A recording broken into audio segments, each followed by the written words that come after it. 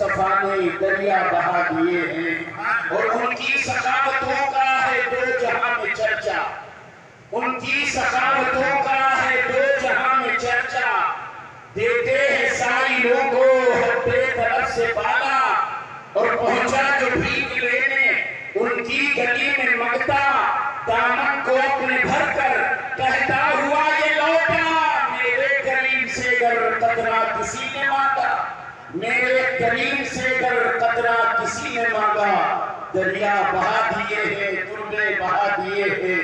اور احمد رضا جہانی فن کا امام اعظم، احمد رضا جہانی فن کا امام اعظم، عشق نبی کا پیکر، اسرار دل کا محرم، اس کا کلام حسن و شعر و ادب کا سنگم، مختار جس کو سن کر کہتا ہے سارا عالم، ملک سخن کی شاہی تم کو رضا مسلم، ملک سخن کی شاہی تم کو رضا مسلم، جس سمت آ گئے ہو سکے بٹھا دیے ہیں، جس سمت آ گئے ہو سکے بٹھا دیے ہیں، نگاہ ولی میں وہ تاثیر دیکھی، بدلتی ہزاروں کی تقدیر دیکھی۔ قرآن مقدس کی جس آیت کریمہ کو میں نے اپنی گفتگو کا عنوان بنایا، اس کا ترجمہ اور اس کی تفسیر، پھر اس تفسیر کے تناظر میں محبوب العلماء والمشائخ کی زندگی کا آپ مطالعہ کریں، بغور سماعت کریں۔ مقدس علماء کرام کا ایک عظیم نورانی قافلہ منبر رسول پر جلوہ بار ہے۔ حضرات، بغیر کسی تمہید کے بہت مختصر سا وقت لے کر حاضری کی سعادت حاصل کر رہا ہوں۔ اللہ تبارک و تعالیٰ قرآن مقدس میں ارشاد فرماتا، اِذْ قَالَ إِبْرَاهِيمُ رَبِّ أَرِنِي كَيْفَ تُحْيِي الْمَوْتَىٰ۔ اللہ فرماتا ہے محبوب یاد کرو جب ابراہیم نے کہا تھا مولا مجھے دکھا دے تو مردوں کو زندہ کیسے کرتا ہے۔ قَالَ أَوَلَمْ تُؤْمِنْ، اللہ نے ارشاد فرمایا ابراہیم کیا تیرا ایمان نہیں ہے؟ قَالَ بَلَىٰ وَلَٰكِن لِّيَطْمَئِنَّ قَلْبِي، مولا میرا ایمان تو ہے لیکن اگر دیکھ لوں تو حق یقین ہو جائے گا۔ یقین تو ہے ہی ہے بھئی، ایک ہوتی دیکھی ہوئی چیز، ایک ہوتی ہے سنی ہوئی چیز۔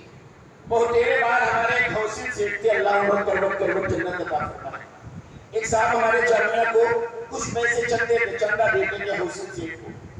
وہ سیٹھ آیا تو ہمارے حضرت حاجی صاحب گیٹ کے باہر کھڑے، وہ کہیں ڈومریا گنج کے رہنے والے ایسے گزرے تو کہہ رہے حاجی صاحب گاڑی لو کے آئے اندر، حاجی صاحب سے ملے، حاجی صاحب یہاں کہاں؟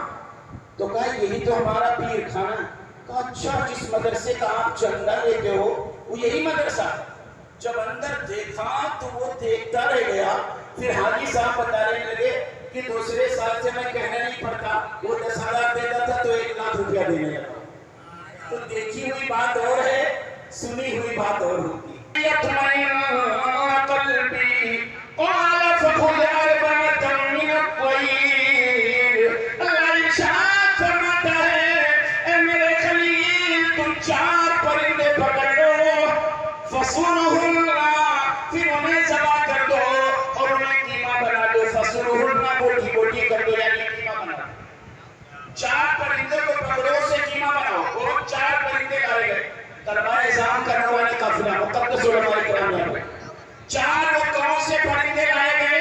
نمبر 1 کوا، نمبر 1 مرغا، نمبر 2 کوا، نمبر 3 کبوتر، نمبر 4 مور۔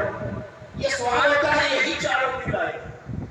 مرغا، کوا، کبوتر، مور۔ خیر، میں نے قرآن شریف قرآن عظیم بہت پوری سن لی۔ فَصُرُهُنَّ، پھر انہیں قیمہ بنا لو، ثُمَّ اجْعَلْ عَلَىٰ كُلِّ جَبَلٍ مِّنْهُنَّ، پھر ان قیمے کو لے لو جزءاً، اس قیمے کے لے لو تھوڑا تھوڑا 4 پہاڑ کی چوٹیوں پہ رکھ دو، 4 پہاڑ کی، سب کو مکس کر لو، قیمہ بنا 4 پہاڑیوں پہ رکھ لو۔ ثُمَّ ادْعُوهُنَّ، پھر انہیں بلاؤ، یَأْتِینَکَ سَعْیًا، وہ 2 دوڑے ہوئے آئیں گے۔ تو ایسے ہی کیا انہوں نے لمبی تفسیر مختصر۔ حضرت ابراہیم خلیل اللہ 4 پرندے لائے، ذبح کیا، قیمہ بنایا، اور اس قیمے اپنی چوٹیوں پر رکھ دیا. پھر انہوں نے بلایا مرغا، ساری بوٹیاں، سارے اجزاء مرغا کے جہاں جہاں چوٹیوں پر تھے بھاگ گیا ہے. ابراہیم علیہ السلام کے ہاتھ میں سر ہے، اس میں جڑ گئے اور وہ مرغا بھاگ گیا. کوے کو آواز دیا، اس کی بوٹیاں آئی، کوے کے سر میں جڑ گئی، وہ بھی اڑ کے بھاگ گیا. ایسے ہی کبوتر، ایسے ہی مور. اب سوال پیدا ہوتا ہے، اللہ تبارک و تعالیٰ نے فرمایا تھا فخذ اربعۃ من الطیر، 4 پرندے لاؤ. تو یہی 4 پرندے کیوں لائے گئے؟ مرغا، کوا، کبوتر، مور، یہی 4 کیوں لائے گئے؟ تو مفسرین کرام ارشاد فرماتے ہیں، جو تفسیر صوفیاء کرام کرتے ہیں ان کی بات میں کر رہا ہوں. وہ ارشاد فرماتے ہیں رب تعالیٰ نے فرمایا تھا، رب تعالیٰ سے مطالبہ تھا مولا مردے کو کیسے زندہ کرتا ہے وہ مجھے دکھا دے. گویا وہ قدرت کے عجائبات کا مشاہدہ چاہ رہے تھے.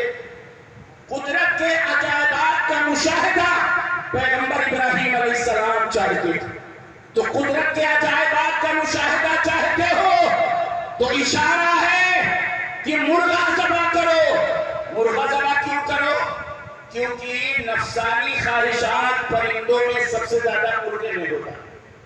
سب سے زیادہ نفسانی خواہشات پرندوں کے اندر مرغوں میں ہوتا ہے. تو اشارہ تھا مرغے ذبح کرو. اشارہ اس بات کا تھا کہ مرغا ذبح کر کے یہ بتایا گیا اے میرے خلیل قدرت کے عجائبات کا مشاہدہ چاہتے